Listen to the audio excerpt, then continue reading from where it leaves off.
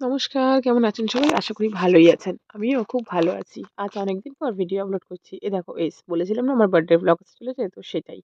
অনেকদিন long vlog upload করা হয়নি। যদিও আজকের ভ্লগটা সেরকম বেশি লং নয়, ৫-৬ মিনিটেরই হবে, তবুও আপলোড করছি। সকাল, সকাল সেজেগুজে তার বাড়িতে গিয়ে তার মাকে প্রণাম করে মিষ্টি-ফিষ্টি দিয়ে চলে এসেছি তার আশীর্বাদ নিয়ে তাদের। এবং বাড়ি আসার পর রেডি হয়ে গেছি।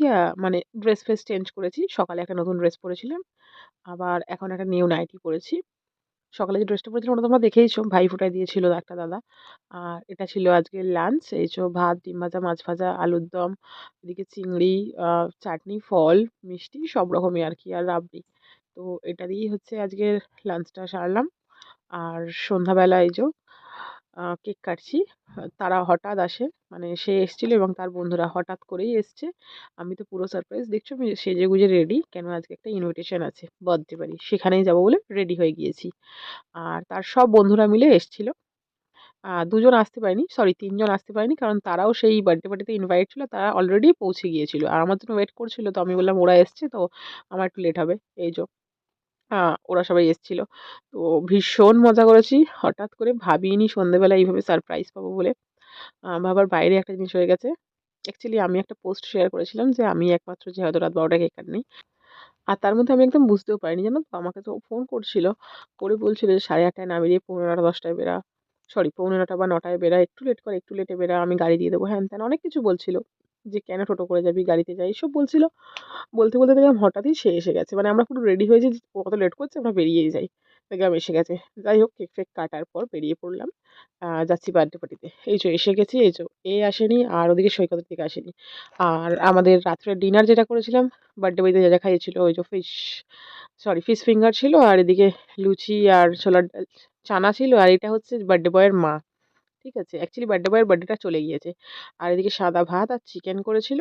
আর সন্দেশ, মিষ্টি, চাটনি, পাঁপড়, আইসক্রিম, পায়েস এইসবই। আর লাস্টে যে মুখশুদ্ধি হয় সেটা।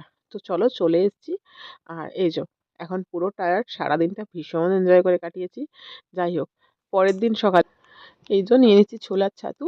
ইনি প্রায় টাইম আসে এখানে, এসে ওই ছোলা নিয়ে আসে। ছোলা মেশিনের সঙ্গে, সঙ্গে গুঁড়িয়ে ছাতু করে দেয়। এটাই বেশি ভালো আমাদের, মানে হাইজেনিক মনে হয়। কেন বাইরে থেকে গুঁড়িয়ে আনলে কি নিয়ে আসছে না নিয়ে আসছে তো জানতে পারি না। তো চোখের সামনে দেখতে পাই যে উনি গুঁড়িয়ে দিচ্ছেন। আমাদের মনে হয়, এবার অনেকের পার্সোনালি অন্য কিছু মনেই হতে পারে। যাই হোক, আর যখন উনি আসেন না যে সপ্তাহে, তখন বাবা আরকি বাজার থেকে ওখানেও একজন এরকমভাবে ছাতু গুঁড়িয়ে দেয়।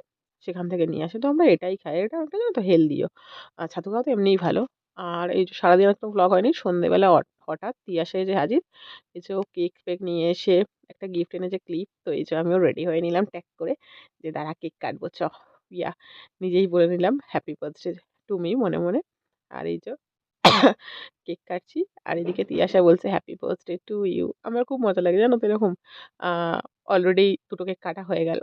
জানি না আর কেউ কেক আনবে কিনা। যদিও ফ্যামিলি থেকে কাটলাম কাটিনি কেক এবারে। এবারে কেক কাটলাম হচ্ছে তিয়াসার তরফ থেকে আর তার তরফ থেকে। আর ভাইকে খাওয়ালাম, ওকে খাওয়ালাম, আমি খেলাম। তো যাই হোক, কেক-ফেক কাটলাম। খুব মজা করলাম। গল্প করলাম। কেকটাকে পিস, পিস করছি খাবো বলে। বিরাট মজা করেছি আরকি। গল্প, আড্ডা সবকিছুর সঙ্গেই চলেছে পরের দিনটা। আমি এখনো খাচ্ছি। আর এটা খুব সুন্দর টেস্ট ছিল কেকটা, জানো তো? ও এনেছিল মায়োনিজ দিয়ে। তবে আমার মিয়া আমরের কেকই বেশি পছন্দের। যদিও এনেছিল সেটাও বেশ ভালো টেস্টি ছিল। আর তিয়াসা এনেছে মিয়া আমরের কেক। ব্যাস, আর কি চাই? আর তার মধ্যে ছিল বার্গারটা। সেটাও কেটে, কেটে ৩ জন মিলেই ভাগ করে খেয়েছি। আ সেটাই আরকি তোমাদের দেখাচ্ছি। আর জানো তো একটা বিষয়? এবছর বার্থডেটা আ একটু স্পেশালি গেল। তার কারণ ভাবিনি অত কিছু রান্না হট করে হয়ে যাবে। যাই হোক, অনেক কিছু রান্নাবান্না হয়েছিল। বার্থডে দিন দুপুরে অনেক কিছু, আর পুরো উইকটাই দারুণ মজা হয়েছে। বার্থডের পরের দিনই মাটন খেয়েছিলাম। তারপরে বার্থডের দিন তো রাত্রে একটা বার্থডে পার্টিতে ইনভাইট ছিল। খুব মজা হয়েছে। আর এরপরেই জানো তো আমাদের আরেকটা বন্ধুর বার্থডে আছে। তারপরেই তিয়াসার বার্থডে। তো সেখানেও একটা মজা হবে। মানে এবছর আমাদের এবছর না, প্রতিবারই নভেম্বর, ডিসেম্বরে সব বন্ধুদের বার্থডে এই টাইমেই হয়ে যায়। আর তার মধ্যে শুধু সিনজনের বার্থডেটাই এপ্রিলে, আর সৈকতের বার্থডেটাই অগাস্টে থাকে। ব্যাস ২ টো বার্থডেই অন্য টাইমে। আর নইলে নভেম্বর, ডিসেম্বরের মধ্যে সব যে আমাদের ১০-১১টা বন্ধু পুরো সবারই বার্থডে, ২ জন ছাড়া।